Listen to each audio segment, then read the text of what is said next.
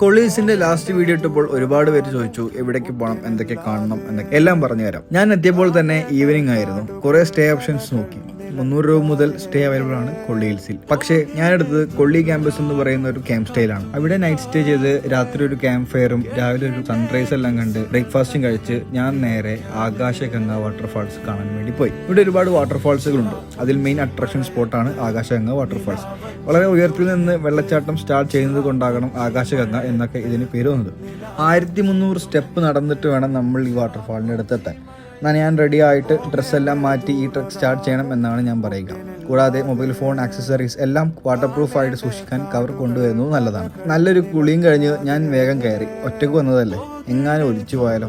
പിന്നെ നേരെ വിട്ടത് വയർലെസ് വ്യൂ പോയിന്റിലോട്ടാണ്. അവിടെ കുറച്ചു നേരം റിലാക്സ് ചെയ്ത് ഞാൻ നേരെ ക്യാമ്പ് സൈറ്റിലോട്ട് പോയി ചെക്കൗട്ട് ചെയ്ത് തിരിച്ചു നാട്ടിലോട്ട്. തിരിച്ചു പോകുമ്പോൾ 70 ഹെയർ പിൻ ബെൻഡൊക്കെ ഉള്ള ഈ റൂട്ടിലൂടെയാണ് എടുത്തത്. എല്ലാവരും പറയുന്ന പോലെ അത്ര ഡേഞ്ചറസ് ആയിട്ടൊന്നും എനിക്ക് ഈ റൂട്ട് ബൈക്കിൽ തോന്നിയില്ല. മേ ബി കാറിലും ബൈക്കിലും വരുമ്പോൾ സൂക്ഷിക്കുന്നത് നല്ലതായിരിക്കും. വരുമ്പോൾ ഈ റൂട്ട് വരാത്തത് കൊണ്ട് തന്നെ ഇടയ്ക്ക് റിട്ടേൺ കയറിയും മറ്റുമൊക്കെയാണ് ഈ റൂട്ട് എക്സ്പീരിയൻസ് ചെയ്തത്. അങ്ങനെ ഇവിടെ നിന്ന് സൺസെറ്റും കണ്ട് കൊള്ളി ഹിൽസിനോട് ബൈ പറഞ്ഞ് നേരെ വീട്ടിലോട്ട്. അപ്പോൾ കൊള്ളി ഹിൽസ് കാണാൻ വരുന്നവർക്കും നിങ്ങൾ ട്രിപ്പ് പ്ലാൻ ചെയ്യുന്ന ഫ്രണ്ട്സിനും ഈ വീഡിയോ അയച്ചു കൊടുക്കുക.